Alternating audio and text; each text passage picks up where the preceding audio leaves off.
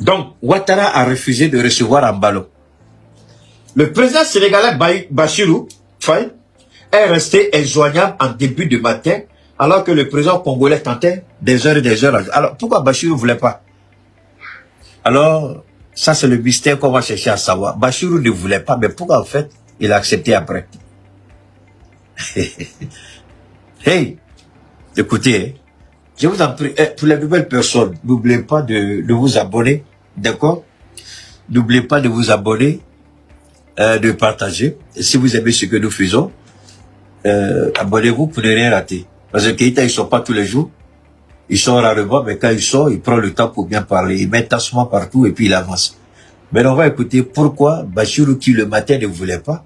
Et puis soudainement, c'est chez lui qu'il allait déposer valise. Alors qu'on dit c'est Embalo qui a organisé son propre coup d'État. Moi, je veux bien comprendre tout ça. Hein? Moi, c'est un questionnement. Hein. Je dis pas que ceux qui disent que c'est un coup d'État organisé par Embalo, c'est faux. Mais moi, je me pose des questions. C'est tout. Alors, on continue. Donc, le président sénégalais Bassirou est resté injoignable en début de matin, alors que le président congolais tentait des heures et des heures à le joindre. Selon une source du cabinet présidentiel de Dakar, Sassou a pu s'entretenir avec le directeur du cabinet du président Diomaye Faye, Marie Tonienne, au sujet du président renversé Oumarou Sissoko Embalo.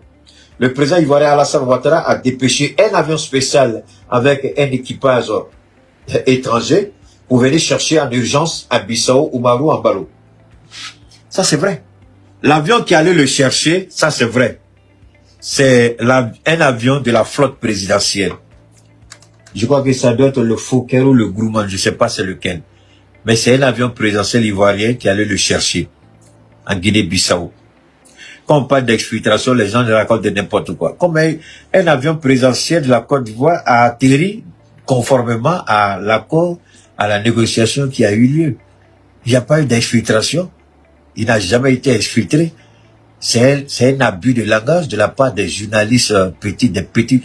Ils utilisent des expressions souvent. Bon, enfin, c'est leur problème. Alors, ici, il y a eu des négociations. Sassou est intervenu personnellement. Maintenant, je vais vous dire ce que la presse ne vous a pas dit, ce que les médias ne vous ont pas dit.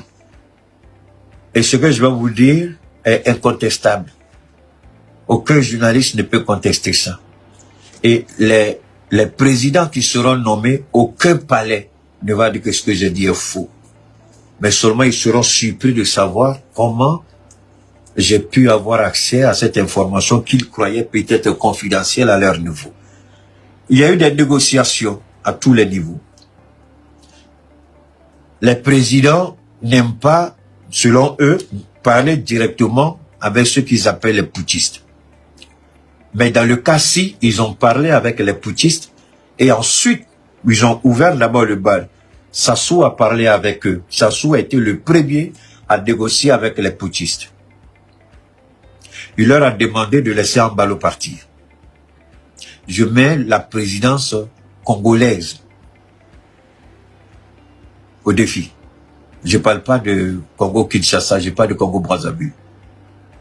Et quand Sassou a parlé avec eux, et qu'ils ont donné leur accord à Sassou, parce que tous les autres présidents de la CEDEAO, y compris le président de la commission de la CEDEAO, personne n'était en mesure d'aider Embalo Sissoko. Personne. Même pas Tinibou. Personne au sein de la CEDEAO. Il n'a pas été aidé par la CEDEAO. C'est pourquoi il n'a pas appelé directement la CEDEAO. Sassou n'était pas le seul président qu'il a appelé. Il a tenté de joindre Emmanuel Macron qui n'a pas répondu favorablement. Quand vous ne pouvez pas joindre un président, vous pouvez joindre soit le secrétaire général de la présidence, soit le directeur de cabinet, soit le chef de cabinet. Ou, comment on appelle ça, le chef d'état-major particulier du président. Vous pouvez le joindre aussi. Ou même le conseil spécial du président. Vous pouvez le joindre. Si vous n'avez pas joint un président, vous avez... Tout ça, ce sont des carnets d'adresse que tous les présidents ont. Il a ça. Donc, vu que Macron n'a pas répondu, il savait très bien que la cause était entendue. Il savait aussi que dans la sous-région, il serait difficile Donc, il faut chercher un allié ailleurs, en dehors de la CEDEAO. Quand vous regardez une situation, je vous donne un autre exemple. Simple. Chez nous ici, on avait connu à peu près 2 mois, 3 mois, ce qu'on appelle, pour la première fois dans l'histoire de ce beau pays, une pénurie de carburant. Ce qui n'était pas de la volonté de nos autorités, mais une volonté manifeste de ceux qui veulent voir notre pays être déstabilisé. Ils en ont profité pour lancer leur venin, l'intoxication, la désinformation. Ils avaient même dit que Bamako était déjà entre les mains des terroristes. Vous avez entendu tout ça. Et j'ai l'habitude de dire une chose que je le répète aujourd'hui. J'ai dit, je ne suis ni Dieu, ni prophète, ni rien. Mais j'ai toujours dit, si je ne dis rien, passez votre route. Ça veut dire ce que ça veut dire. J'ai dit, si je n'en parle pas, passez votre route. C'est ce que j'ai l'habitude de dire. Alors, dans cette situation, on a découvert que l'État n'avait pas sa main mise dans la gestion des hydrocarbures, ce qui est une menace au niveau sécuritaire très grave. Mais ce n'était pas la faute, ou ce n'est pas la faute de ceux qui sont au pouvoir aujourd'hui. Mais c'est ceux, les politiciens, les enfants de ce pays, qui ont vu ce pays comme une vache au lait. Celui qui a le couteau le plus tranchant vient couper la grande partie pour aller avec. Donc le Mali était comme quelque chose, il faut s'en servir. Les politiciens n'ont pas vu le Mali comme un pays qu'il faut servir, mais ils ont vu le Mali comme une opportunité de se servir. Est-ce que le français est bon là? C'est bon? Badou, ça va? Tu es arrivé en retard là, ma chérie. J'espère que tu es là. Ça va bien, tout le monde? D'accord, j'ai un message pour toi. Et écoutez très bien, je répète. Les politiciens maliens, la plupart du temps, les politiciens de la France-Afrique, Dieu merci, nous on n'est plus dedans, les 3 pays. Eux, ils ne viennent pas servir le pays, mais ils viennent se servir du pays. Alors nous, on a compris, avec cette crise de carburant, que l'État ne gérait rien et l'État ne contrôlait rien. Donc ça a permis à l'État de se remettre en cause et de dire, on a tous vu la place de l'État. Alors imaginez si l'État n'était pas en mesure, si notre armée n'était pas en position aujourd'hui, les terroristes seraient déjà rentrés chez moi ici pour venir s'asseoir et puis profiter de toutes les belles choses que Dieu m'a fait grâce. Mais c'est parce que, et même quand nos soldats versaient le sang, c'est pourquoi le Premier ministre a dit, c'est pas le carburant que nous recevons au Mali, c'est le sang que nous recevons au Mali, parce que des soldats mouraient pour protéger les camions citernes. Et d'autres importateurs véreux, corrompus, malhonnêtes, détournaient pour aller les vendre aux Chinois. Je crois que les Chinois achetaient le litre à 2500. Il y a des personnes même qui achetaient il y en a même qui achetaient à 1500, 2000. Oui, au Mali ici. Le fût de 200 litres, il y en a qui l'achetaient à 300 000. Vous pouvez imaginer ça?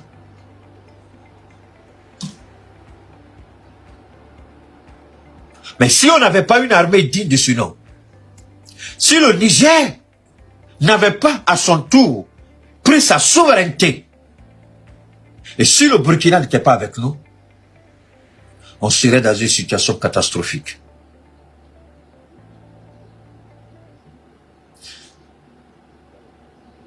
Tu es malade ou bien quoi? Si tu me fais contradiction, c'est dans mon direct, tu viens faire contradiction, ça va pas dans ta tête, tu vas chier dans ta tête. C'est dans mon direct, tu viens faire contradiction. Si tu es garçon, il faut organiser ce que vous appelez panel et puis tu m'invites là-bas. Ah, je vois. Alors, tu sais ce que ça s'appelle contradiction. Vous écrivez quelque chose, vous ne savez même pas ce que ça signifie. La contradiction, c'est ça signifie. Tu veux que je te fasse un petit coup de français ici? Tu vois quelqu'un en train de parler, puis tu viens mettre un pot de banane dans mes jambes là. Tu n'es pas de Blé Goudé, tu es malade ou bien quoi? Je suis le papa de Blé Goudé, ou bien je suis ton papa. Je suis à ton service. Ce que j'ai dit de Blé Goudé, j'ai fini de dire ça. Et puis je le défends. Je suis pas libre de défendre qui je veux. C'est toi qui m'habilles. C'est toi qui paie mes factures ici. C'est toi qui me nourris. Tu me dis, tu soutiens Blé Goudé. Et si je le soutiens, tu vas me faire quoi? Tu as quoi pour me faire? Tu peux m'empêcher de le soutenir? Tu crois que je suis un lâche? Moi, là, je travaille en pleine lumière devant tout le monde. Je le soutiens bien. Si ce qu'il dit est vrai, je dis c'est vrai. Ce qu'il dit est faux est faux. Si vous êtes bête abruti là, c'est votre problème. Idiot, mais idiot. Quand tu seras dans ta tombe là, Dieu va te poser des questions. Tu as attaqué Blé Boudé là, sur quelle base tu l'as attaqué? Dieu va te poser des questions. Vous êtes tellement bête, vous croyez que ça fait de politique, vous croyez que vous n'allez pas mourir, vous allez mourir. On va vous demander. Alors faites ce qui est juste. S'il est mauvais, le jour il est mauvais, dites qu'il est mauvais. Le jour il est bon, dites qu'il est bon. Alors, nourris tes enfants comme ça c'est ton problème. Ça c'est quelle bêtise ça là. Alors, donc, des gens qui font des bêtises, on dirait qu'ils ne vont pas mourir. Ou bien quand on vous dit que chacun va répondre de ses actes-là, dans sa tombe-là, tu n'as aucune idée de ce que cela signifie. On a vu comment Sankara a été abattu froidement par Blaise Compaoré. On a vu comment Patrice Lumumba a été tué.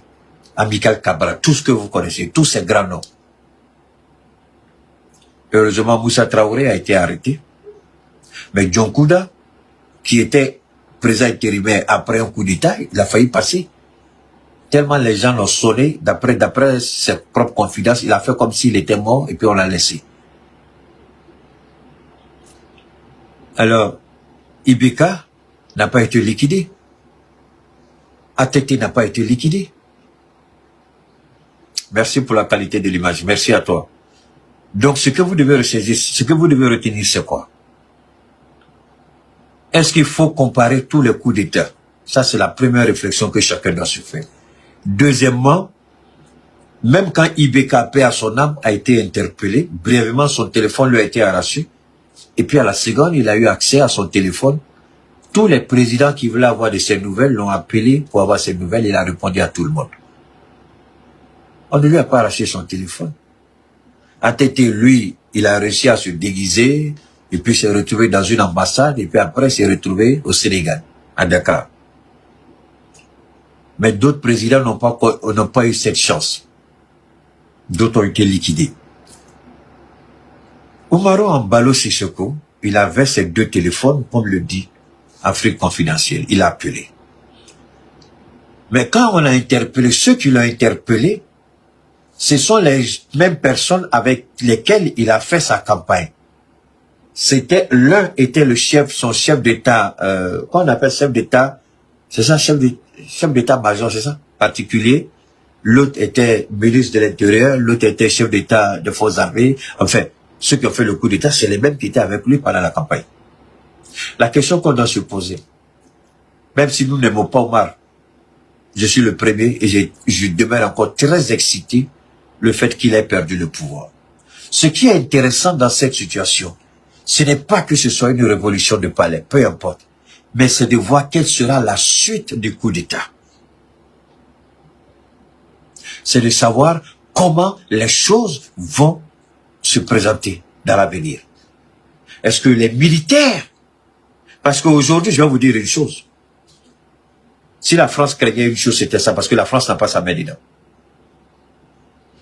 Donc, selon Confidentiel Afrique, le plus magnanime à sa demande d'exfiltration, ça aussi c'est un abus de langage, ces petits journalistes-là, d'exfiltration, est le président congolais Denis Sassou Nguesso, lequel a répondu à son appel.